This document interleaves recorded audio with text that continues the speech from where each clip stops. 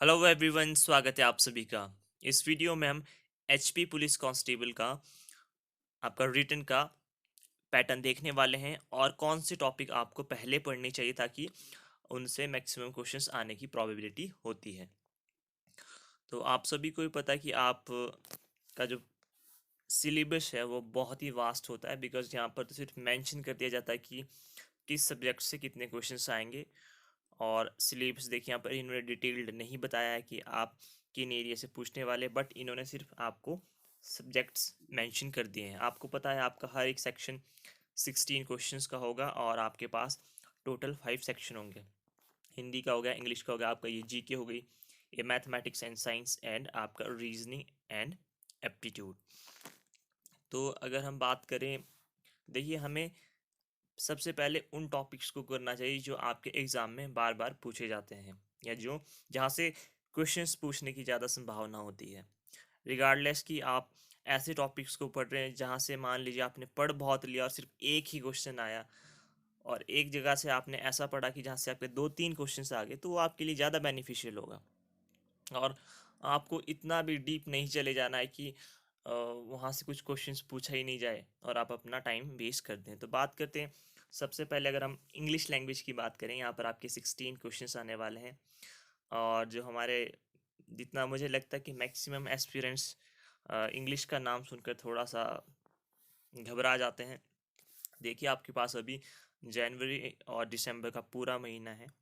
Hopefully आपका जो exam है वो फेब में ही होगा। तो 2 महीनों में आप इतनी इंग्लिश सीख सकते हैं कि आप 16 क्वेश्चंस में से एटलीस्ट 11 या 12 क्वेश्चन बिल्कुल करेक्ट कर दें। तो आपको क्या करना है, सबसे पहले आपको पार्ट्स ऑफ स्पीच पढ़ना है।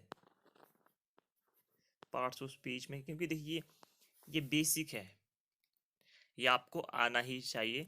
और यहाँ पे आपका पार्ट्स ऑफ स्पीच में क्या आता है, जैसे कि आपका नाउन, संज्ञा, ठीक है, इसमें आता है नाउन, आपका प्रोनाउन आता है।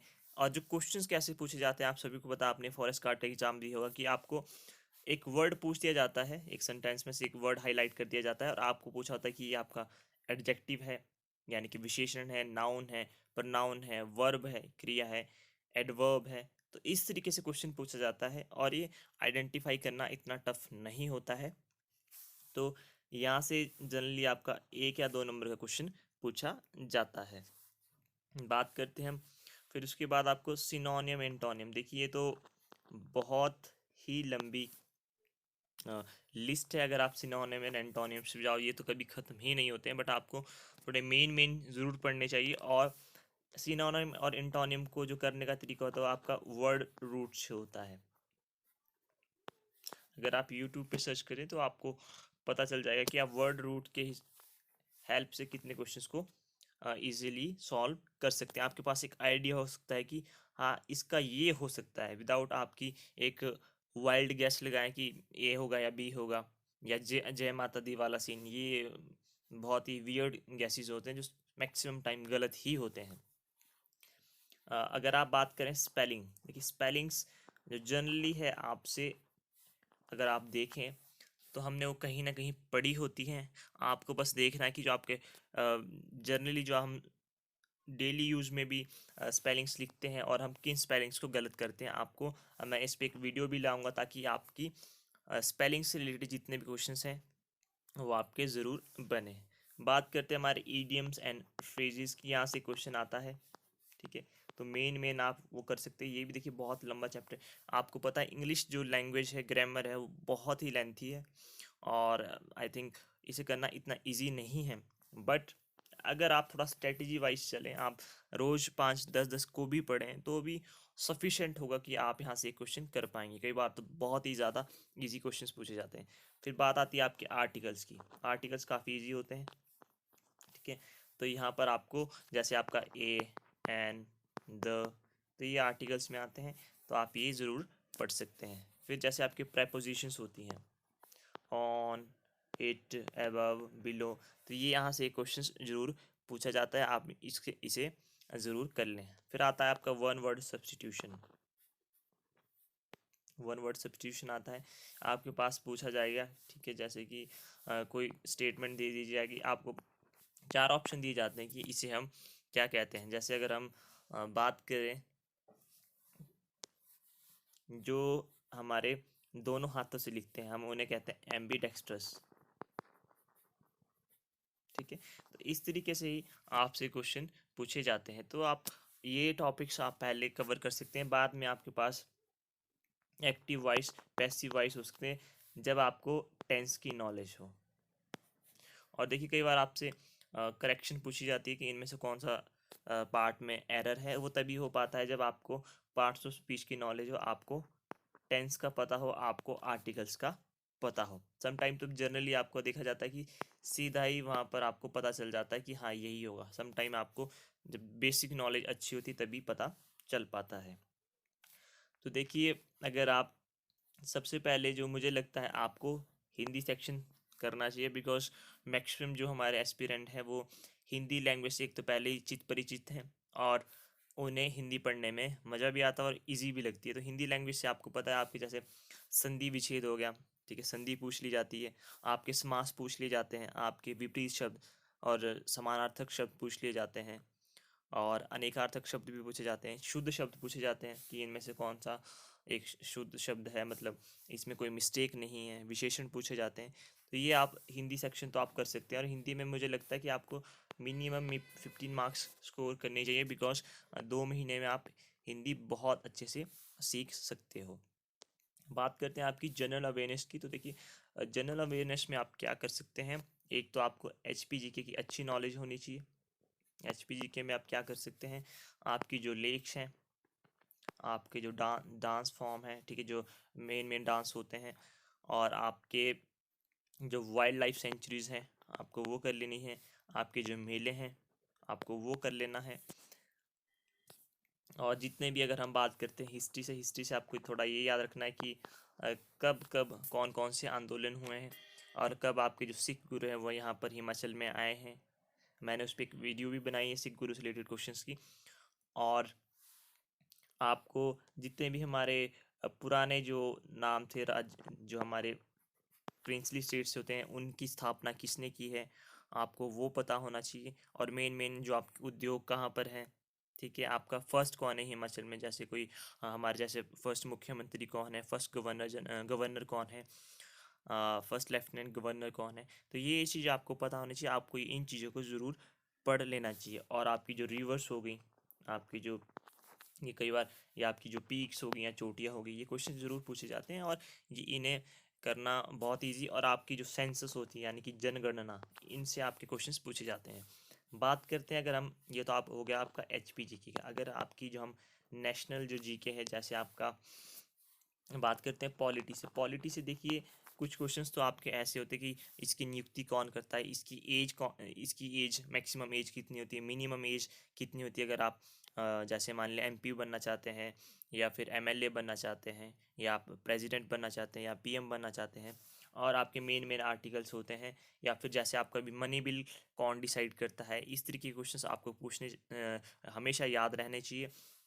आप एक तो आपको सुप्रीम कोर्ट का पता होना चाहिए, प्रेसिडेंट से रिलेटेड क्वेश्चंस पता होने चाहिए आपको, ठीक है। मैं इस पे भी वीडियो बनाऊंगा आपकी पॉलिटी में। और इम्पोर्टेंट हमारे सॉरी इम्पोर्टेंट आर्टिकल्स कौन से हैं, ठीक है, आपकी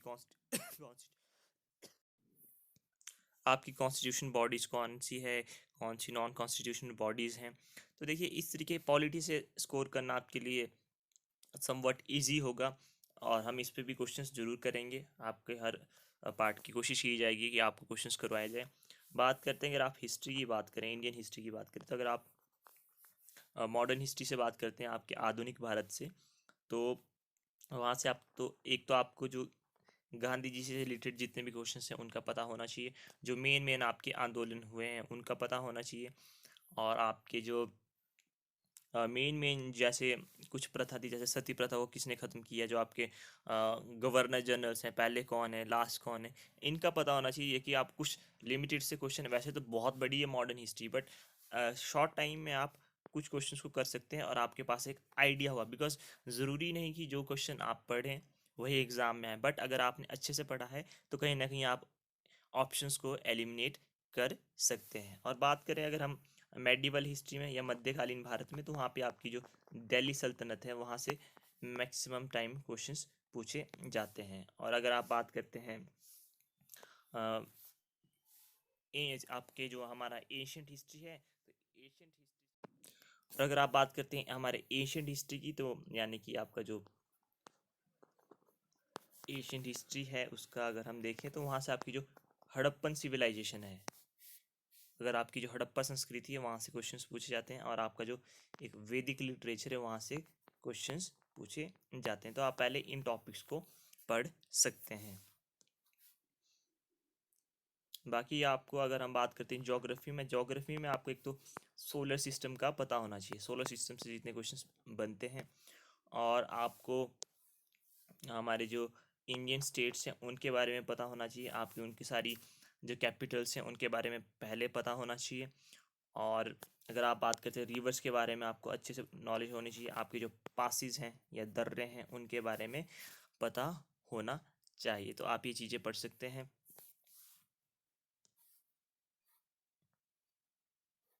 और अगर आप बात करते हैं नेक्स्ट मैथमेटिक्स एंड साइंस की, तो मैथ्स से भी काफ़ी लोगों को डर लगता है। देखिए इन्होंने यहाँ पे लिखा है mathematics of 10th standard, science of 10+2 standard. तो देखिए मैंने आपको मैथमेटिक्स के दो वीडियो मैंने डाले हैं, एक आपका प्रोबेबिलिटी पर है और एक आपका मिक्स्ड क्वेश्चंस है। तो प्रोबेबिलिटी से आप सोच लीजिए अगर मैंने क्वेश्चन करवाए तो आपका एक नंबर वहाँ से पक्का है अगर आपने अच्छे से पढ़ा है, बिकॉज आपको देखिए ऐसे ही क्वेश्चंस को कंफर्म करना है। सबसे पहले आप प्रोबेबिलिटी कीजिए, वहाँ से आपका एक नंबर कंफर्म हो जाएगा। आपको फिर पढ़ना चाहिए नंबर सिस्टम, HCF और LCM, वहाँ से क्वेश्चन पूछा जाता है। फिर आपको क्या पढ़ना होगा, आपको पढ़ना चाहिए आपके जो रूट्स निकालते हैं, जब हमारे पास इक्वेशन होती है जैसे x² + 4x + 6, ठीक है, आपसे इससे रूट्स पूछे जा सकते हैं, तो ये क्वेश्चंस जरूर पूछे जाते हैं। फिर आपकी बात करी जाए आपकी जो ट्रिग्नोमेट्री है, ट्रिग्नोमेट्री से आपके हमेशा ही क्वेश्चंस पूछे जाते हैं। और आप सम टाइम तो आपको पता ही है कि आपके बहुत ही बेसिक क्वेश्चंस पूछे जाते हैं, जो आपकी 10th स्टैंडर्ड की बुक है, मैंने भी वहीं से क्वेश्चंस करवाए हैं, तो और अच्छे से करवाए हैं। आप उस वीडियो को रेफर कर सकते हैं, आप प्लेलिस्ट में जाकर देख सकते हैं। अगर आप बात करें स्टैटिक्स से क्या क्वेश्चन पूछा जाता है, स्टैटिक्स से क्वेश्चन पूछा जाता है आपका मीन, मीडियन और मॉड से रिलेटेड, उसका एक फॉर्मूला मैंने वो भी अच्छे से करवाया है, आप वो भी देख सकते हैं। बात करते हैं अगर हम 3D शेप्स के आपके जो फॉर्मूलाज हैं, जैसे आपका मान लीजिए किसी आपका सिलेंडर का एरिया क्या है, उनका वॉल्यूम क्या है, स्फीयर का एरिया क्या है, वॉल्यूम क्या है, तो इस तरीके से अगर आपको फॉर्मूलाज पता है, आप एक विदाउट एम्प्टी माइंड कि आपको कुछ पता ही नहीं है, आपके लिए बहुत ज़्यादा हेल्पफुल होगा। मैं इन सभी फॉर्मूलाज की एक वीडियो बनाऊंगा, ठीक है, और वहाँ से क्या क्या क्वेश्चंस पूछे जाते हैं हम वो भी करेंगे। और अगर आप बात करते हैं हमारी जो समांतर श्रेणी यानी अर्थमेटिक प्रोग्रेशंस होती है, जैसे आपको पूछ लिया जाता है 2 4 6 8, तो आपका जो 30th नंबर पे 30th टर्म आपकी यहाँ पर क्या होगी, तो आपका फॉर्मूला होता है an+n-1 माइनस a+n-1 डी, तो इस तरीके का फॉर्मूला होता है आपका। आप सम टाइम आपसे जो सम का फॉर्मूला भी पूछ लिया जाता है, तो इस तरीके के क्वेश्चंस आपको पहले करने चाहिए। और आपके पास डिस्टेंस, जो आपकी कोऑर्डिनेट ज्योमेट्री होते हैं, वहाँ से डिस्टेंस का फॉर्मूला या आपका वो कितने रेशियो में डिवाइड करता है, ये क्वेश्चंस जरूर पूछे जाते हैं। तो आपको इन क्वेश्चंस को सबसे पहले कर लेना चाहिए, बिकॉज यहाँ पर देखिए 16 क्वेश्चन है, तो हम ये मान लें कि 6-7 क्वेश्चन तो आपके, ये 8 क्वेश्चन आपके मैथमेटिक्स के आएंगे, तो आपको पता है आप उन 8 क्वेश्चंस को इजीली कर सकते हो, बिकॉज उनके पास भी एक सिलेक्टेड क्वेश्चंस ही होंगे, क्योंकि उन्हें भी चूज़ करना है कि 8 क्वेश्चंस तो ऐसे डालें जो वर्थ हों। और बात करते हैं साइंस की, तो साइंस का आपको पता ही है, जैसे अगर आप बायोलॉजी की बात करें तो आपकी जैसे वाइटामिन्स हो गए, आपके डिजीज़ हो गए, इनके बारे में आपको पता होना चाहिए। ह्यूमन सिस्टम, और जैसे कि कौन सा ग्लैंड छोटी है, कहाँ से कौन सा एंजाइम आपका जूस निकलता है, एंजाइम्स के बारे में आप पढ़ सकते हैं। तो देखिए ये क्वेश्चंस मैंने आपके फॉरेस्ट गार्ड के लिए करवाया, आप मेरा मॉक टेस्ट देख सकते हैं, आपको काफ़ी क्वेश्चंस में हेल्प मिलेगी। बात करते हैं केमिस्ट्री में आपकी जनरली अगर हम बात करें, एक तो आपको पीरियोडिक टेबल का पता होना चाहिए, और आपके जो केमिकल नेम होते हैं, केमिकल फार्मूलाज होते हैं, उनके बारे में पता होना चाहिए। बाकी आपको थोड़ा पीरियोडिक टेबल में ट्रेंड्स पता होने चाहिए। तो इस तरीके से आपका केमिस्ट्री कुछ क्वेश्चंस आपके बन सकते हैं। फिजिक्स में आपकी सबसे पहले जो मुझे लगता है वो आपकी ऑप्टिक्स बहुत इंपॉर्टेंट है, बिकॉज वहाँ पर फिनोमिनाज होते हैं कि रेनबो फॉर्मेशन कैसी होती है, इंद्रधनुष कैसे बनता है, या आपके कौन से लेंसेज होते हैं, कौन से सॉरी कौन से मिरर्स होते हैं। तो इस तरीके के क्वेश्चंस वहाँ से पूछे जाते हैं। फिर आपको यूनिट्स का पता होना चाहिए कौन सी यूनिट है, और फिर इस तरीके से आपको थोड़े थोड़े फिनोमिनास आपको पता होने चाहिए। तो आपका यहाँ से केमिस्ट्री फिजिक्स और केमिस्ट्री फिजिक्स बायोलॉजी हो जाएगी। वो हमने पहले भी किया, आपने फॉरेस्ट गार्ड के लिए भी पढ़ा होगा, तो आपके लिए ज़्यादा प्रॉब्लम नहीं होना चाहिए। बात करते हैं आपकी रीजनिंग एंड एप्टीट्यूड की। तो रीजनिंग में जो आपकी जनरली देखिए, मैंने भी रीजनिंग की वीडियो डाली है, आप उन्हें भी देख सकते हैं। तो रीजनिंग एक तो आपका नंबर सीरीज, ये आपका फ्री के नंबर है, आपको थोड़ा सा दिमाग चलाना है और क्वेश्चन को सॉल्व करना। कोडिंग डी कोडिंग, जैसे मैंने ये लिख लिया कि HI G को मैं 4 2 1 लिखता हूँ, तो मैं GHI को कैसे लिखूँगा। तो ये आपके इस तरीके के क्वेश्चंस बहुत इजी होते हैं, आप एक दो बार सॉल्व करेंगे तो आपको प्रॉब्लम नहीं होगी। फिर आपका आता है ब्लड रिलेशन, यानी कि वो आपको रिश्तेदारी वाले क्वेश्चंस जो आते हैं यहाँ से ज़रूर पूछे जाते हैं। ये आपके लिए एक एडवांटेज होगा कि अगर इस तरीके का क्वेश्चन पूछा जाता है तो होपफुली आप सॉल्व कर पाएँ। फिर आपका डायरेक्शन से रिलेटेड हमेशा ही क्वेश्चन पूछा जाता है। डायरेक्शन वाले क्वेश्चन में आपको जनरली एक तो डायरेक्शंस का पता होना चाहिए, और आपको पाइथागोरस प्रमेय यानी कि पाइथागोरस थ्योरम का पता होना चाहिए। जनरली डायरेक्शन वाले क्वेश्चंस में वही लगती है। फिर आपका क्या हो सकता है, फिर आपका हो सकता है कि आपके डाइस से रिलेटेड क्वेश्चन पूछ लिए। एनालॉजी मतलब आपको एक रिलेशन सेट करना होता है, मैंने उस पर एक सेपरेट वीडियो बनाई है, वहाँ से भी क्वेश्चन पूछे जाते हैं। ऑड वन आउट पूछ सकते हैं आपसे, आपसे रैंकिंग पूछ सकते हैं, रैंकिंग वाले क्वेश्चंस पूछ सकते हैं। तो देखिए, ये आपके कुछ टॉपिक हैं जो आपको ज़रूर पढ़ने चाहिए। रीजनिंग सेक्शन में बात करते हैं एप्टीट्यूड की। तो एप्टीट्यूड में अगर आप बात करें, जैसे आपके एज से रिलेटेड क्वेश्चन, आयु से संबंधित क्वेश्चन पूछे जाते हैं। लॉस एंड प्रॉफिट, ठीक है, लॉस प्रॉफिट से आपके क्वेश्चन पूछे जाते हैं। आपका जो डिस्टेंस से रिलेटेड, स्पीड एंड डिस्टेंस से क्वेश्चंस पूछे जाते हैं। रेशियो से पूछे जाते हैं, परसेंटेज से आपके क्वेश्चंस पूछे जाते हैं। तो ये टॉपिक्स आपको पता होने चाहिए और आपको ये ज़रूर करने चाहिए, बिकॉज थोड़ा आप सिलेक्टिव पढ़ेंगे तो आपके लिए बहुत ज़्यादा ही इजी होगा। तो ये थे आपके कुछ जो मुझे लगता है, और जो मुझे एक्सपीरियंस है एग्ज़ाम का, तो यही कहता है कि आपको पहले मोस्ट इम्पॉर्टेंट टॉपिक्स ही पढ़ने चाहिए। अगर आप हर चीज़ बहुत ही डीप पढ़ने जाएंगे तो आपके लिए एक प्रॉब्लम हो सकता है, और आपको मॉक टेस्ट ज़रूर देने चाहिए। ठीक है, मैं भी आपके लिए मॉक लेकर आऊँगा और फिर आपको पता चल जाएगी कि आपकी प्रेपरेशन किस लेवल की है। मिलते हैं आपसे नेक्स्ट वीडियो में। Till then have a good time, take care.